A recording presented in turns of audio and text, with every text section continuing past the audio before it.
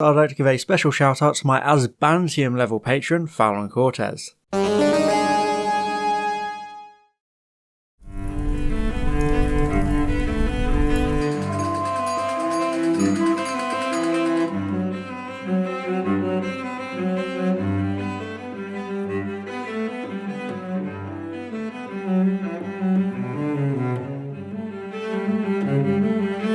Oh, hello there, I didn't see you.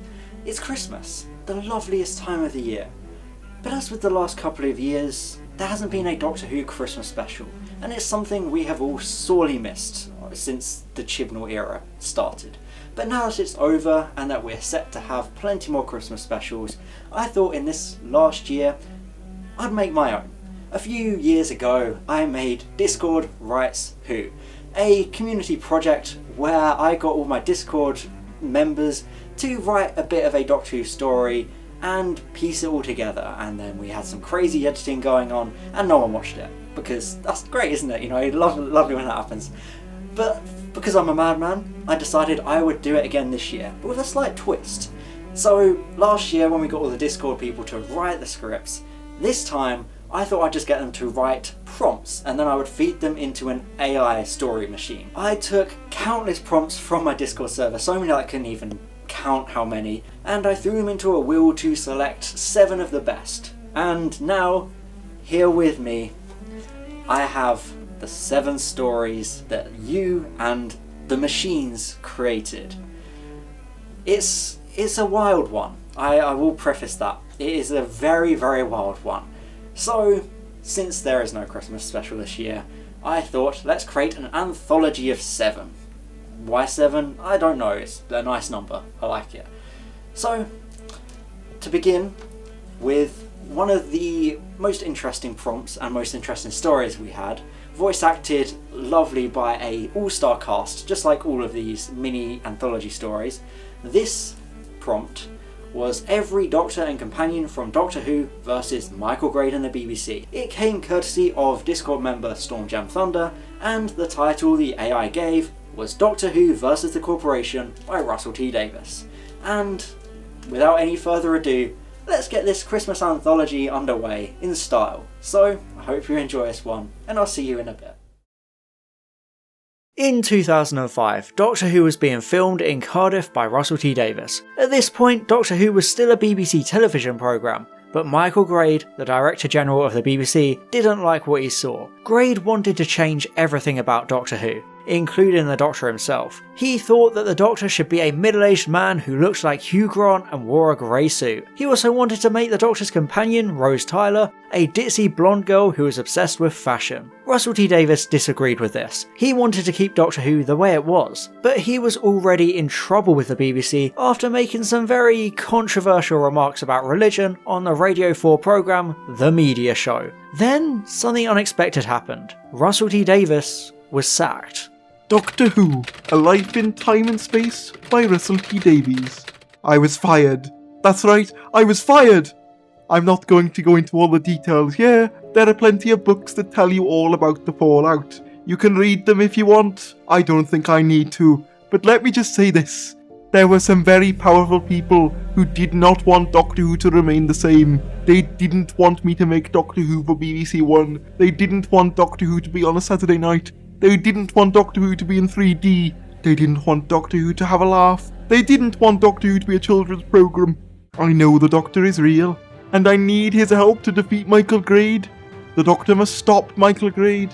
So now the Doctor is facing his greatest challenge yet. He needs your support more than ever before. If the Doctor fails, then Doctor Who may never return, and that would be such a shame. The Doctor had been fighting evil throughout space and time for hundreds of years, but he hasn't faced off against the villainous Michael Grade. Yet. However, one day the two men cross paths. It turns out that Doctor Who has been trying to fight back against the BBC for decades. So far he has managed to save the show from cancellation 4 times. But each time the corporation has found another excuse to cancel it. This time, the Doctor is determined to find a way to destroy Michael Grade. He knows that defeating him is vital if Doctor Who is ever to survive. To help him, the Doctor enlists Rose Tyler, Jack Harkness, Martha Jones, Yanto Jones and River Song. Together, they stand a better chance. Meanwhile, Michael Grade is not going down without a fight. His team includes the sinister Mr. Smith, a former policeman called Peter Fincham, and a terrifying monster called Big Brother. These men have been working together for years, and their goal is clear: to kill off Doctor Who forever. The Doctor has a plan. He plans to use the BBC's biggest asset, the nation's love of Doctor Who, to his advantage. He believes he can persuade the British public to vote Russell T Davies back into his job at the BBC. It sounds impossible, but the Doctor believes he can pull it off. If he succeeds, he might finally get rid of Michael Grade once and for all. "No, we won't give in," said the Doctor. "We're not going to let the BBC bully us again. We've done enough of that sort of thing over the years, haven't we?" Rose Tyler smiled. She loved her boyfriend's sense of humour. "I'm sorry, Rose. What did you say?" Nothing, just talking to myself. "Well, you'll just have to forgive me, because I'm a bit confused. My life has become so much bigger since I met you. Everything is different. I feel as though I've changed. But at the same time, things seem exactly the same. Am I losing my mind, or am I just getting older and wiser?" I think you're getting distracted, Rose pointed out. "Distracted? I'm not distracted. I'm thinking." "But we have to stop Michael Grade," Jack Harkness calls from another room. "You've got to stop him, Doctor," Martha Jones says. "Of course. I'm not letting him ruin Doctor Who. Not this time." "You've got to, Doctor," Riversong pleads. "Why, Riversong?" "Because I'm in love with you, Doctor." "Oh, that's a good reason, I suppose." "I'm serious, Doctor. Please, do something." All right, I will do something." The Doctor pulls out his sonic screwdriver and begins tapping it on the wall. "Oh, I'm scared," Jack Harkness whispers. "I'm really scared." "Don't worry, Jack," the Doctor tells him. "You're with me. Nothing bad is going to happen to you this time." "What makes you so sure?" he replies. Suddenly, there is a loud noise. The door to the building flies open with a bang, revealing a very large man wearing a long red cloak with a huge hood. Michael Grade has arrived. He is a tall, thin man with greying hair. He is dressed in a grey suit with a matching tie and hat. He looks like an elderly businessman with a grey beard. He has a very small mouth, but he speaks very loudly. He has no neck and his eyes are tiny. He is very angry. "Where is he, Fincham?" he shouts. "Find him." Mr. Fincham steps forward and points at the Doctor. That's him, Grade. Michael Gray's face turns pale. "Doctor Who?" he screams.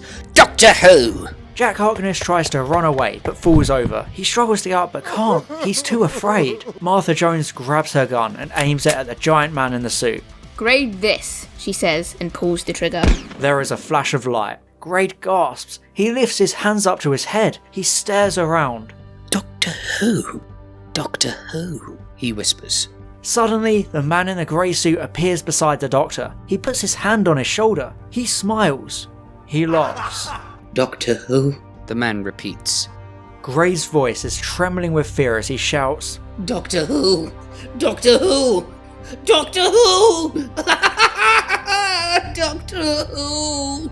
and suddenly, everyone understands what he means. Doctor Who. They all shout it together. Doctor Who!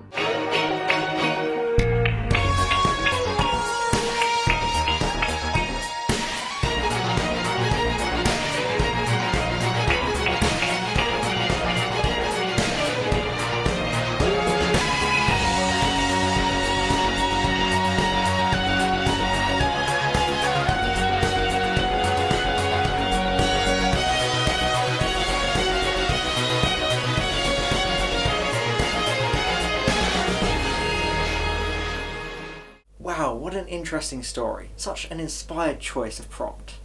And now for our next one. Can you ever really trust the ones you know? This story is brought to you by a prompt from Strangely, the Fact Man. And the title is, Who and What Are the Beatles?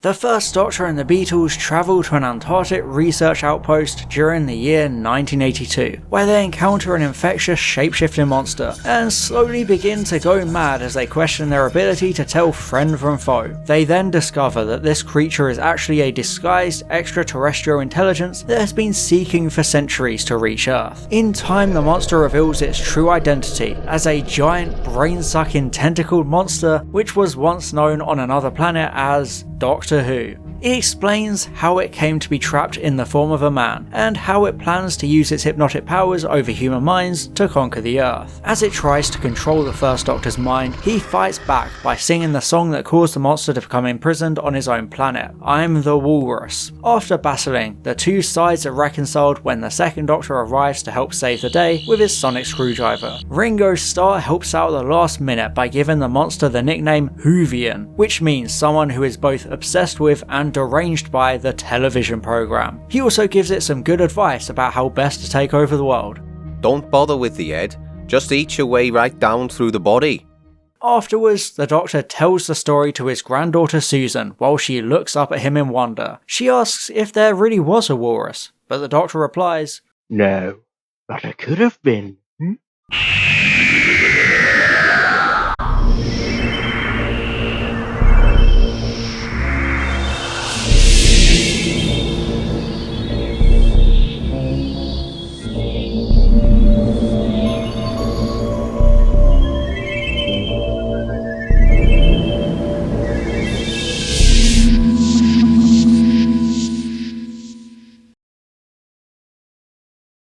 Wow, what a sussy backer of a story. Truly incredible stuff, and shows you can't trust everyone.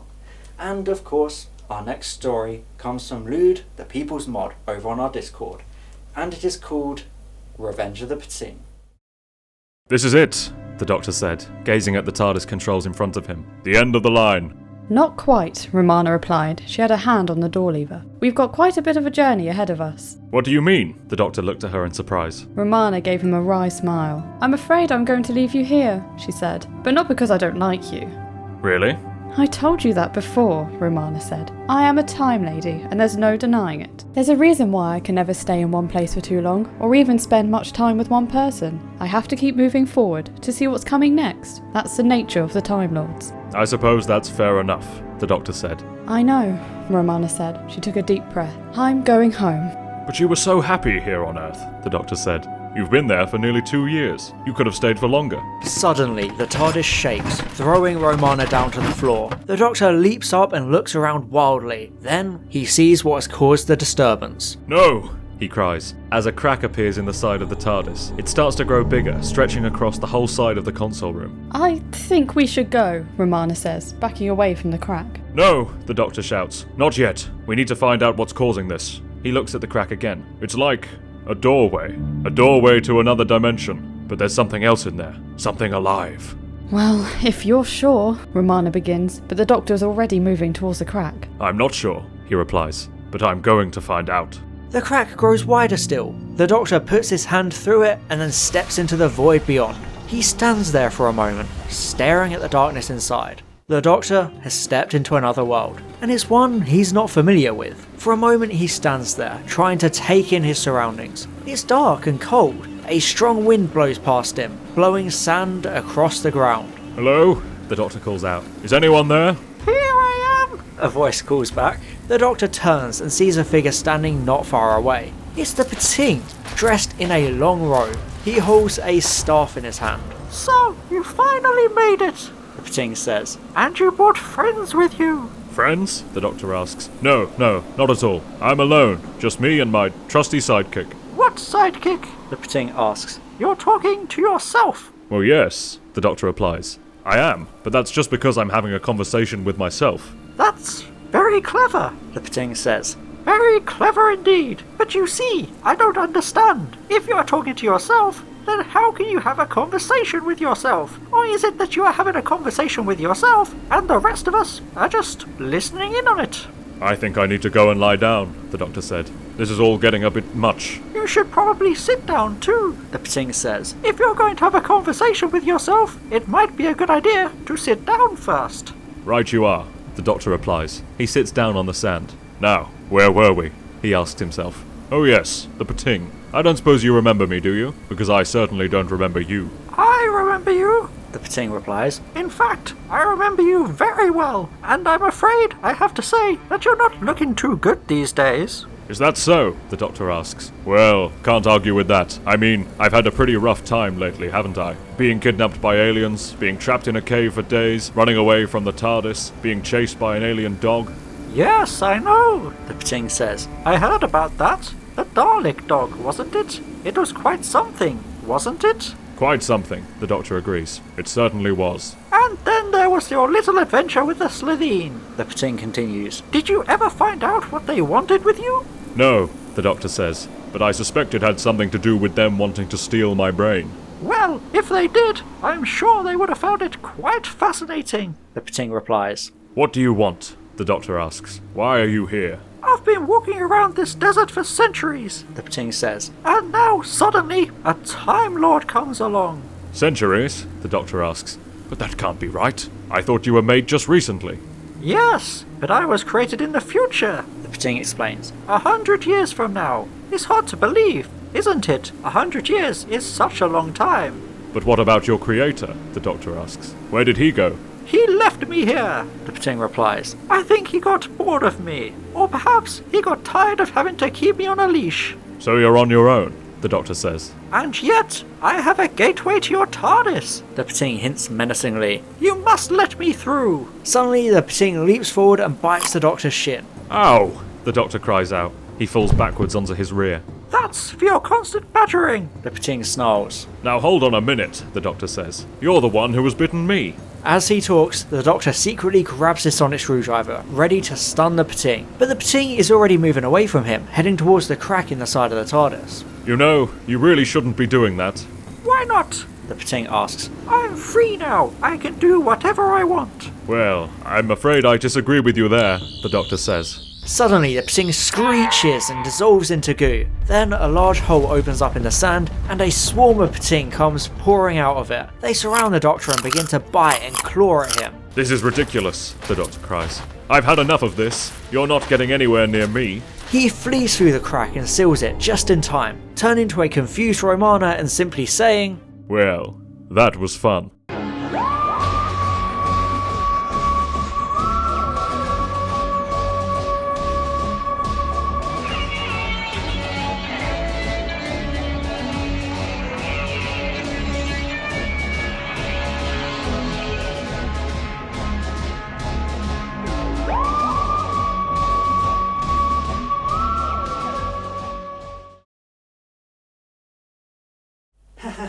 What a story, Lud. And next, from our other mod, Alternate 13th, we have the incredible prompt, which has simply been titled Rise and Fall of the Master Plan.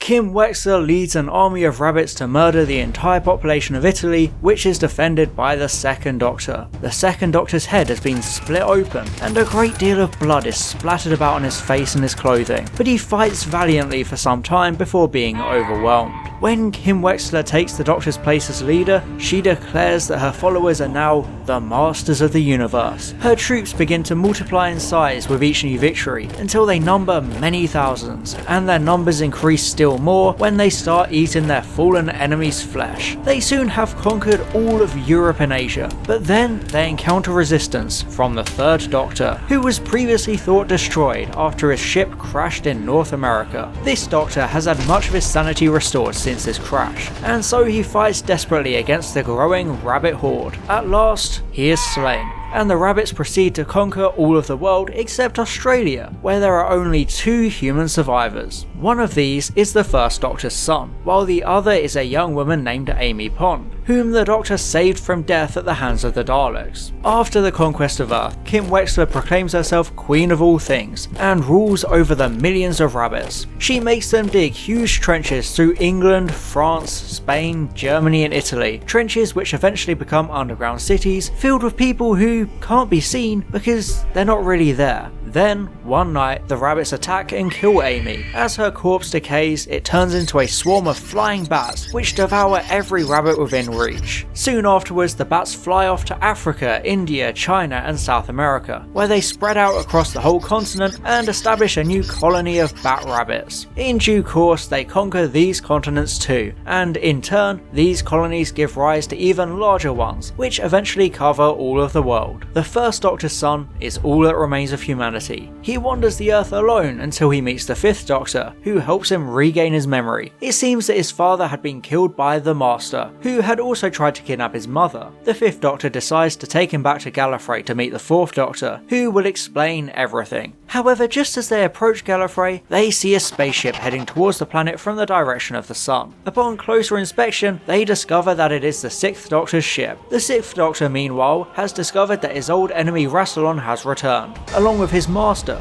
Zagreus. Rassilon wants to use the Time Lord's power to rule the universe, and he plans to make himself Emperor. When the Fifth Doctor and the First Doctor's son arrive in Gallifrey, they find the Master already waiting for them. The Master tells the Doctor that Rassilon has used his mind control rays to transform most of the High Council into zombies. With their votes, he is able to win a majority vote to install himself as Emperor. The Doctor tries to fight the Master, but he is too late. Rassilon has already assumed his throne. Rassilon summons the Fourth Doctor to his presence, and forces him to reveal what happened to him. The Fourth Doctor explains that he went down in history as the man who lost the war against chaos, but actually he had been kidnapped by Rassilon. Later, the Master had stolen the Doctor's body and given it a new life, and so he was able to manipulate Kim Wexler and conquer Earth. Now, the Master plans to do the same thing to the rest of the galaxy. He intends to destroy all of the planets and moons except for those that contain beings who worship Rassilon as God. Once the universe has been made to conform to Rassilon's plan, he will create the Omega weapon, which will wipe out all traces of life and existence throughout the cosmos. However, Kim Wexler shows up with a fleet of Bat Rabbit spaceships. She has learned the secret of controlling the minds of the rabbits, and so she now commands an army 10 times greater than Rassilon's. She persuades the rabbits to attack Rassilon and his master, forcing them to flee into the TARDIS. Meanwhile, the First Doctor's son defeats Kim Wexler, and he then confronts the Master. But the Master quickly escapes from him. Now it is up to the Fifth Doctor and the First Doctor's son to stop Rassilon. They first confront the High Council and persuade the zombies to throw Rassilon out of the TARDIS. They throw him outside, where the Doctor kills him with the 11th Doctor's sonic screwdriver. The Doctor then returns to the TARDIS and finds the Master hiding inside. He attacks the Master with his own screwdriver and then throws the Master out the window. The Master falls to his doom, and so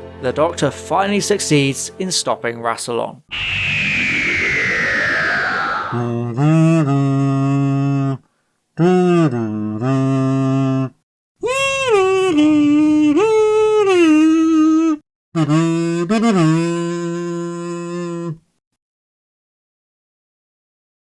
That was a complete space opera of a story your prompt generated.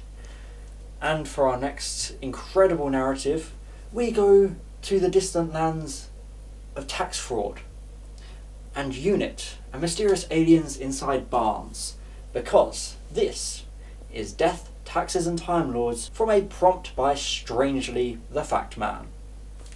Enjoy. The Fourth Doctor is on the run, as the Time Lords are after him for avoiding his duties as Time Lord President, and UNIT is also after him for evading taxes. He has been hiding in a remote village in the English countryside with his companion Victoria Waterfield, when they are disturbed by a strange noise coming from an old, derelict barn. The Doctor goes to investigate, only to find that it is inhabited by a creature which he initially thinks is a new species of alien. It is, in fact, a new species of human, a humanoid named George, who is trying to escape the clutches of a sinister organisation called The Network. The Doctor manages to help George escape, but then realises that there is something strange about this particular alien, something about the way he talks. This is a new species, said the Doctor quietly. But it's not entirely new. It's a cross between an alien and a human. A hybrid? Asked Victoria. I suppose you could call it that. And where did it come from? It's been bred in secret, said the Doctor, and hidden away from the world. That's why I was so surprised when I found it. It isn't some kind of new species. It's just a man made from parts of different people. But what's it doing here? Asked Victoria. It doesn't seem to have any purpose. It just wanders around like a lost puppy. Maybe it's a bit of a mad puppy, said the Doctor. Or maybe it's a robot, suggested Victoria. What would be the point of making a robot? To capture you? Victoria wonders. That's a possibility, I suppose, said the Doctor. But it wouldn't need to be a robot. It could be anything. I don't understand, said Victoria. Why would anyone want to capture you? I evaded taxes, Victoria, the Doctor admits. I owe the Time Lords a great deal of money. So what happens now? I suppose I'll have to go to prison. Oh no, said Victoria. Not again. Why does it always happen to you? Oh, I don't know. The doctor admitted. Perhaps because I'm a criminal. You're not a criminal, said Victoria. You just took a little time off from being a criminal. You can't just say that. The doctor objected. I did rob a bank. I did murder a man. I did steal a TARDIS. Suddenly, Unit appears and shoots the Doctor, who regenerates into Ozzy Osbourne. The Doctor is dead, said one of the soldiers. The Doctor is dead, he repeated. No, screamed Victoria. He's not dead. He can't be dead. Not him. Not the Doctor. He's gone, said another soldier. He's gone forever. You've got to accept it. No, I haven't, cried Victoria. You can't just kill the Doctor. She's right, you know, the Ozzy Osbourne doctor says. It's still me. I'm still alive. Who are you? Demanded one of the soldiers. I am the Doctor. Are you really? Asked the soldier. How do we know? Because you're already doomed. The Doctor says, summoning a swarm of bats. It's time to board the crazy train. Don't do it, shouted Victoria. Don't listen to him. Don't go on that crazy train.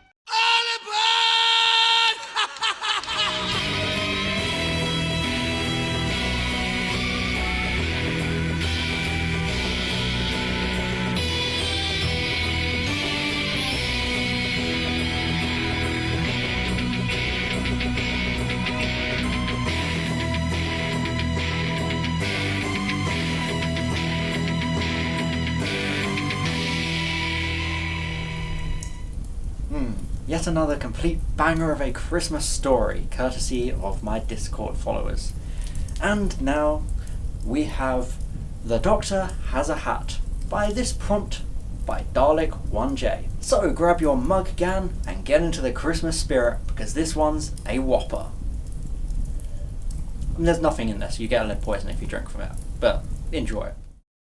In the middle of a star system, in the midst of an intergalactic war, the Doctor meets up with Captain Jack Harkness. The two of them have just witnessed a massacre, and are having trouble dealing with it. The Doctor is trying to get out of his head long enough to remember who he is. He's lost his memories of being the Doctor, but he still knows who Jack is, and how he got there. He tries to tell Jack that he doesn't know what they're going to do next, but Jack has an idea. They need to get out of this system because there's something big coming their way. The Doctor can sense it, and he's right. It's the Master, played by James Corden. They take off from the planet in the TARDIS, but their time machine has been damaged and they're running out of power. The Doctor and Jack are going to have to stop the Master without any help. But then a spaceship comes into view and they realise that it's been waiting for them. It's the Enterprise, and Picard is in command. As soon as they've landed, the Doctor realises that this isn't some ship. This is the same one that he was on before. His mind is reeling, trying to understand what's happening. He asks the crew if they know who he is, but they don't. He thinks back to the last time he saw them, and how he asked them not to let him go. But he knows he can't be trapped on this ship, so he says goodbye to Jack and gets in the transporter. He tells Picard that he has to go home, but the transporter isn't working. Something is wrong. The Doctor feels himself being ripped apart and dying. Picard stops the transporter and tries to save him. He says that he will take the Doctor home and keep him safe, but the Doctor says no, because he can't trust him. Then the Doctor's regeneration process begins again, and he turns into Chris Pratt. The Master then appears on the ship. He sees the Doctor and wants to kill him. The Master tries to take control of the ship, but Captain Picard stops him, and the Doctor suddenly remembers who he is. He's the Doctor, and he knows what to do. He goes to the bridge and starts shooting. He fights off the Master, and as they grapple with each other, the Doctor takes out his sonic screwdriver and kills him. The Doctor then sits down in the captain's chair and puts on the hat and tells Picard that he'll see him soon.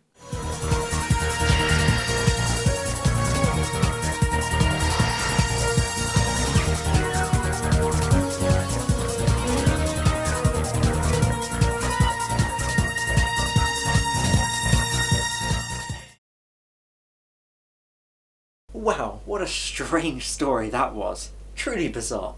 And now for our final story of the night. Prompt from Lud, the People's Mod, Mussolini Monday. Enjoy.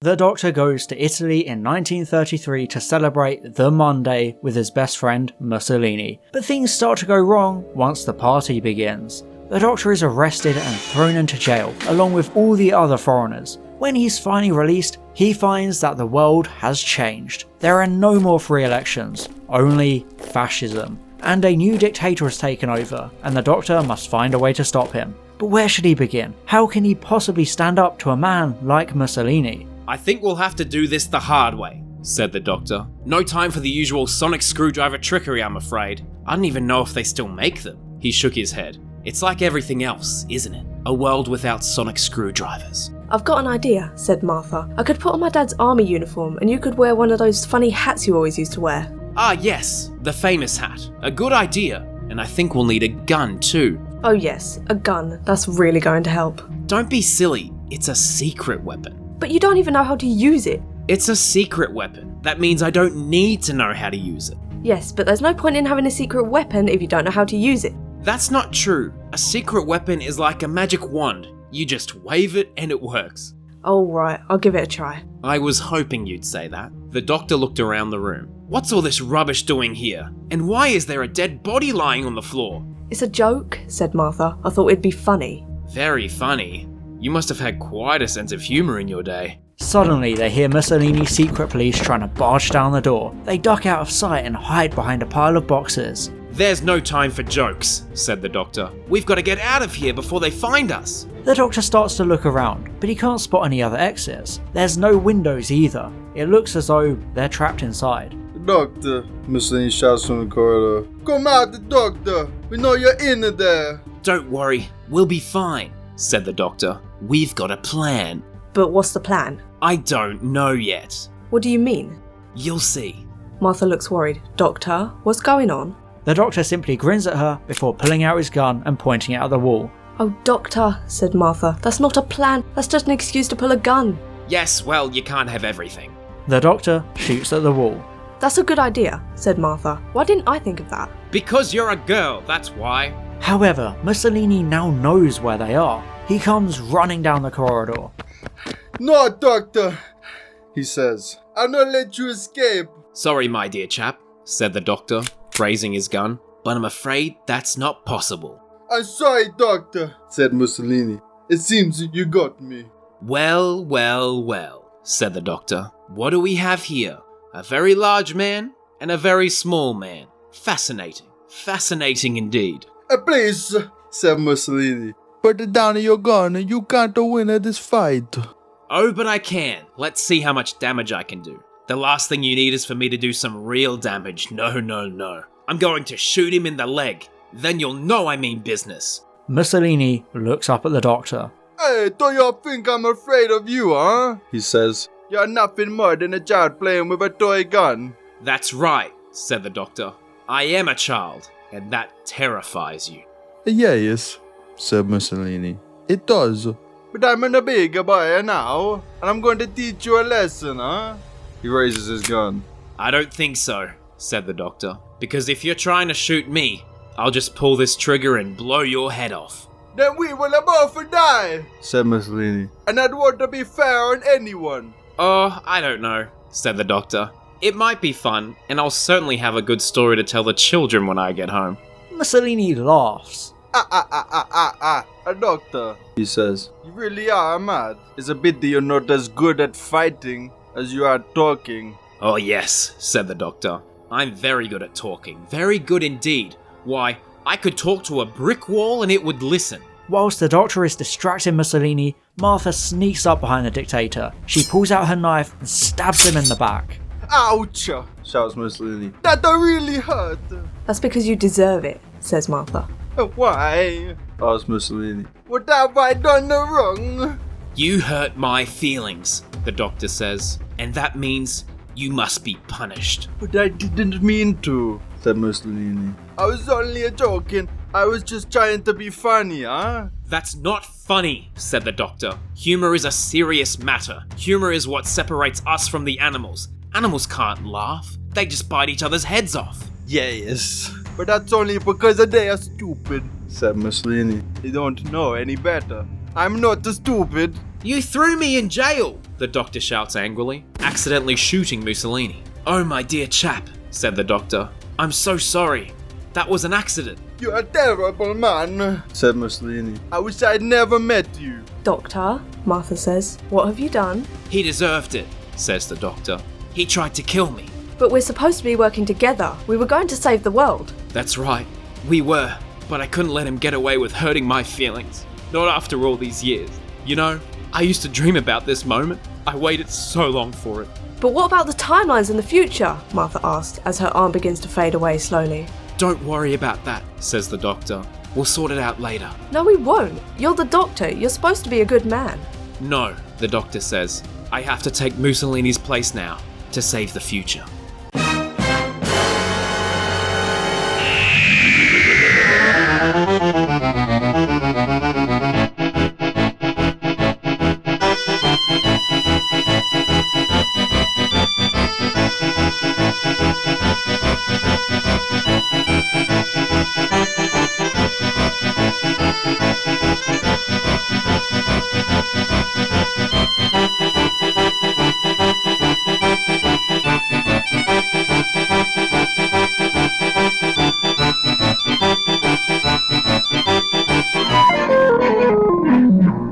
And that is this year's Christmas special, brought to you by myself, my Discord users, and of course, AI. I hope you all enjoyed it. It was a weird one, and it was something slightly different.